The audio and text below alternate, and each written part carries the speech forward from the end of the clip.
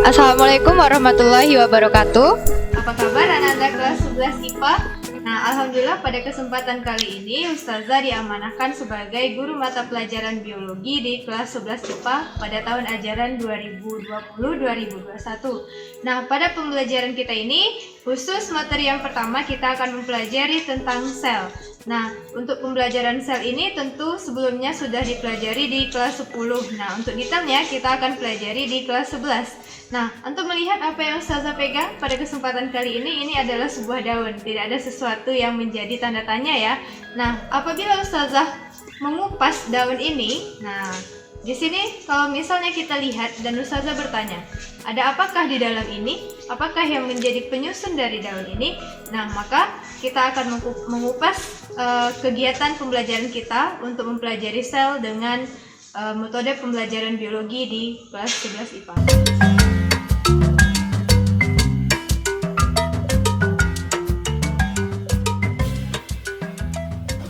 Kita masuki materi bab 1 pembelajaran biologi 11 IPA, yaitu tentang struktur dan fungsi sel.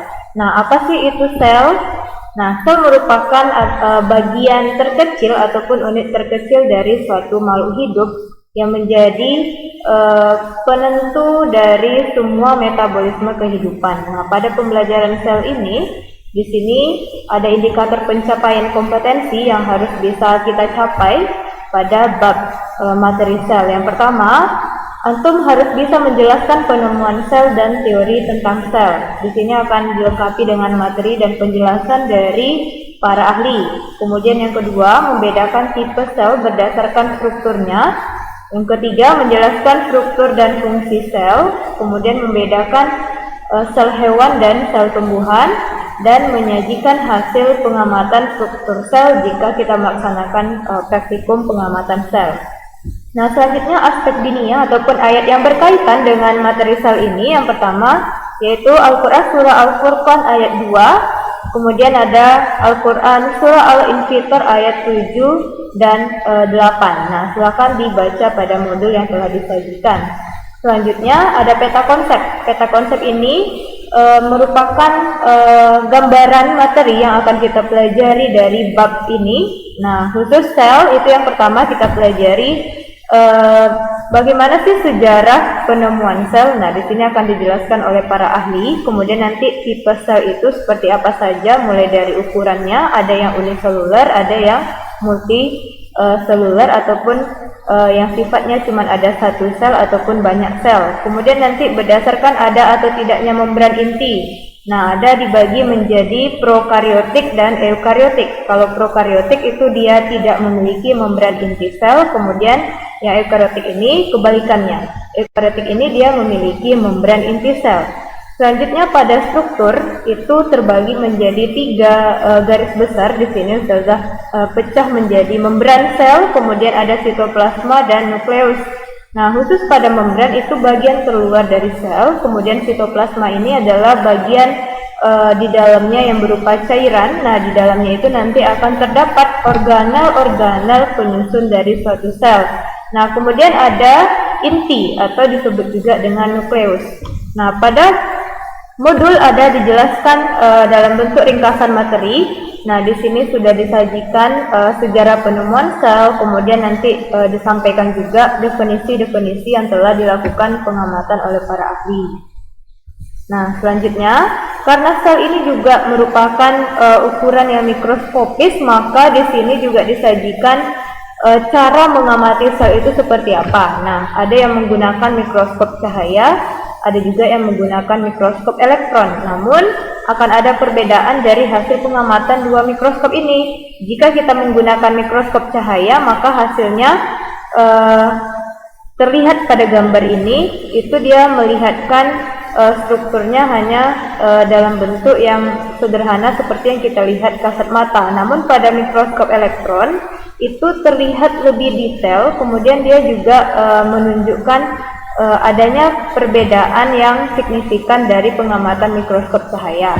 Nah, selanjutnya di sini ditampilkan perbedaan antara cara kerja mikroskop cahaya dan mikroskop elektron. Nah, selanjutnya yang menjadi khusus topik pembahasan kita yaitu bagaimana sih struktur dan fungsi dari sel itu sendiri. Nah, pada bagian ini sudah disajikan gambar sel hewan dan sel tumbuhan. Nah, untuk jelasnya lagi, di sini juga Ustazah telah menyajikan video. Nah, video ini bisa diakses melalui kode barcode yang telah disajikan atau mengetik ulang link yang telah disediakan. Nah, untuk melihat lebih jelas lagi, di sini telah disajikan gambar. Nah, gambar yang lebih detail lagi, untuk gambar yang pertama yaitu tentang sel hewan. Nah, pada sel hewan ini dapat kita lihat bagian-bagian yang menyusun dari sel hewan. Kita lihat dari luar. Nah, yang warna biru ini merupakan membran dari sel atau disebut juga dengan membran plasma. Kemudian ke dalamnya ada yang berwarna coklat, itu adalah cairan yang ada di dalam sel itu sendiri yang disebut dengan sitoplasma. Nah, yang di tengah yang berwarna ungu ini disebut dengan nukleus. Nah, itu kalau kita mengurutkan dari luar ke dalam.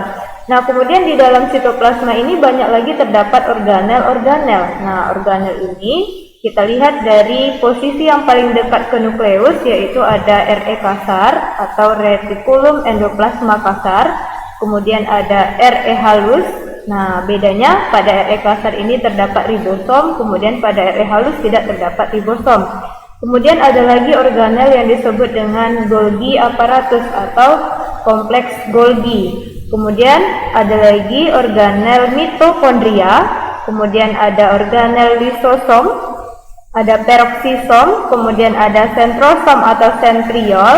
Nah, kemudian juga kalau kita lihat lagi ada yang disebut dengan mikrofilamen. Nah, dari semua organel yang ada ini bisa antum lihat di video yang telah Ustazah sajikan tadi.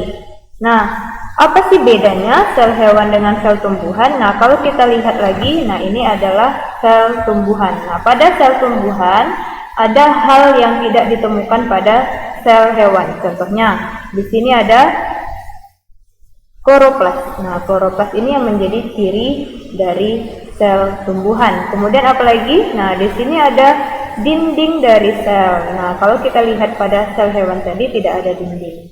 Nah, kemudian kalau kita lihat lagi di bagian tengah itu ada vakuola sentral. Nah, vakuola sentral itu hanya terdapat pada sel tumbuhan, sedangkan pada sel hewan tadi kita tidak melihat adanya vakuola sentral, tapi pada sel hewan tetap ada vakuola. Nah, nanti untuk lebih lanjutnya lagi, bagian-bagian sel ini bisa antum lihat atau bisa antum dalami dengan melakukan kegiatan pengumpulan informasi melalui LKPD. Nah, ini merupakan LKPD yang telah Ustazah siapkan, silahkan antum lengkapi. Nah, pada LKPD ini juga ada step by step-nya. Yang pertama, antum harus bisa mengamati gambar terlebih dahulu. Nah, gambar ini telah Ustazah sajikan yaitu tentang sel prokariot dan eukariot yang telah kita bicarakan di awal tadi. Kemudian silakan dari gambar itu diidentifikasi permasalahan yang ada. Maksudnya di sini antum harus menuliskan pertanyaan dari gambar ini. Nah, lanjut ke fase collecting ataupun processing dan verification data. Pada tahap ini antum harus menjawab beberapa pertanyaan yang telah Ustazah sajikan. Nah, silakan dijawab di kolom yang telah Ustazah sediakan. Ada juga dalam bentuk tabel. Nah, nanti di akhir pengamatan silakan dituliskan kesimpulan dari LKS yang telah antum kerjakan. Nah, itu untuk pertemuan 1 pada materi sel. Baik, demikianlah pembelajaran kita pada pertemuan 1 biologi. Kita tutup dengan lafaz hamdalah. Assalamualaikum warahmatullahi wabarakatuh. Jangan lupa like, share, and subscribe ya, agar channel ini bisa berkembang untuk selanjutnya. Terima kasih.